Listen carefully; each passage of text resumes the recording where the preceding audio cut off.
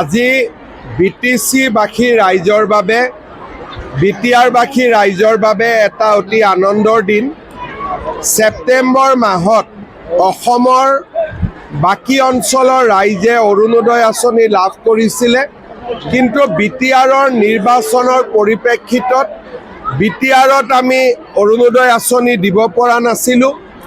আজি BTR-ৰ মুৰব্বী হাগ্ৰামা মহিলাৰী, আমাৰ মন্ত্ৰীসকল, সাংসদ, বিধায়ক, EM, MCLA সকলোৰে উপস্থিতিত 4,12,000 একাউণ্টলৈ বা 4,12,000 মহিলালৈ আমি 1,250 টকাকৈ হস্তান্তৰ কৰিলোঁ। আৰু এতিয়াৰ পৰা প্ৰতি মাহৰ 10 তাৰিখে এই পুঁজি লাভ কৰি থাকিব। ইয়াৰ ফলত অসমত সৰ্বাধিক হিতাধিকাৰীৰ সংখ্যাই 40 লাখ স্পৰ্শ কৰিলে। ইমান ডাঙৰ আঁচনি আমাৰ ৰাজ্যত আগতে কেতিয়াও নাছিল। এটা বিশাল আঁচনি, সকলো দুখীয়া ৰাইজক সামৰি এই আঁচনিটো আজি আগবাঢ়ি গৈছে। মই BTR-ৰ হিতাধিকাৰীসকলক অভিনন্দন জনাইছোঁ। আজি আমাৰ SIT-য়ে যেনেকৈ আমি অসমৰ ৰাইজক প্ৰতিশ্ৰুতি দিছিলোঁ যে জুবিন গাৰ্গক ন্যায় দিয়াৰ দায়িত্ব আমি গ্ৰহণ কৰিছোঁ, আজি সেই দায়িত্ব পালন কৰি গুৱাহাটীৰ আদালতত SIT-য়ে অভিলেখ সংখ্যক সময়ত চাৰ্জশ্বীট দাখিল কৰিছে। হত্যাৰ গোচৰত আমি কেইবাজনকো অভিযুক্ত কৰিছোঁ। মই ভাবোঁ যে এতিয়া আদালতে সুন্দৰভাৱে এই গোচৰৰ শুনানি কৰি দোষীক উপযুক্ত শাস্তি দিয়াৰ ব্যৱস্থা গ্ৰহণ কৰিব। আদালতৰ নিৰপেক্ষতা আৰু আদালতৰ কঠোৰ স্থিতি অপৰাধীৰ প্ৰতি, এই কথা আমি সকলোৱে জানো আৰু মই ভাবোঁ যে ন্যায়ৰ প্ৰক্ৰিয়াক আমি সকলোৱে সন্মান জনাম। আপুনি কৈছিল যে ইফালে দুজনক বগৈ লৈ আমি আগবাঢ়ি যাম, এজনক এৰি গ'ল, আমি সদায় বিচাৰোঁ যে বড়ো ৰাজনীতিৰ লগত জড়িত দুইটা দলেই একেলগে ৰাইজৰ হৈ কাম কৰক। কেতিয়াবা সম্ভৱ হয়, কেতিয়াবা সম্ভৱ নহয়, কিন্তু সেই প্ৰচেষ্টাটো সদায় আমি চলাই ৰাখিব বিচাৰোঁ।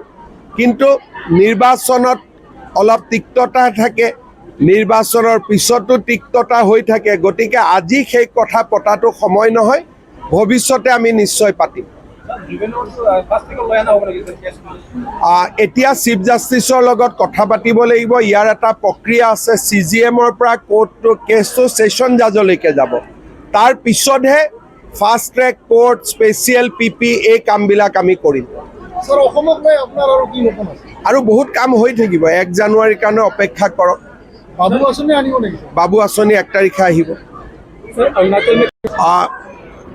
মইতো এতিয়া আদালতৰ ওপৰত কমেণ্ট দিব নোৱাৰোঁ। গতিকে আদালতৰ ওপৰত কমেণ্ট দিলে কালি মোকে কণ্টেম্প অফ কোৰ্টত লৈ যাব। এতিয়া গোটেই দায়িত্ব আদালতৰ।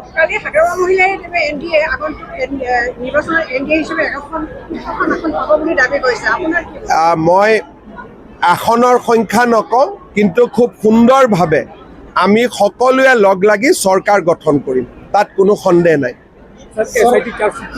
অসুবিধা নাই, আমিতো কাৰো ক্ষতি নোহোৱাকৈ কামটো কৰিব খুজিছোঁ। গতিকে যেতিয়া যোনে ৰিপৰ্টটো পঢ়িছে তেওঁলোকে বুজি পাব যে ইয়াত কাৰোৱে ক্ষতি নহয়। लोगों को हत्या की गोचर में हम लोग अभियोग किया हो। अभी आगे जाके न्यायालय में ये जो कानून का रास्ता से अभी आगे चलेगा। कोर्ट का ऊपर सब लोगों का सम्मान है। कोर्ट जो भी करे हम लोग कोर्ट का ऊपर हमेशा आस्था रखूंगा।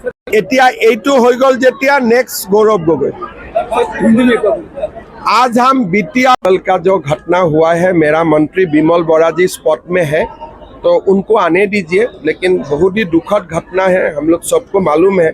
लेकिन उद्धार कार्य में मेरा मंत्री जी अभी गया है, वो आने का बाद ही मुझे पूरा रिपोर्ट मिलेगा। धन्यवाद।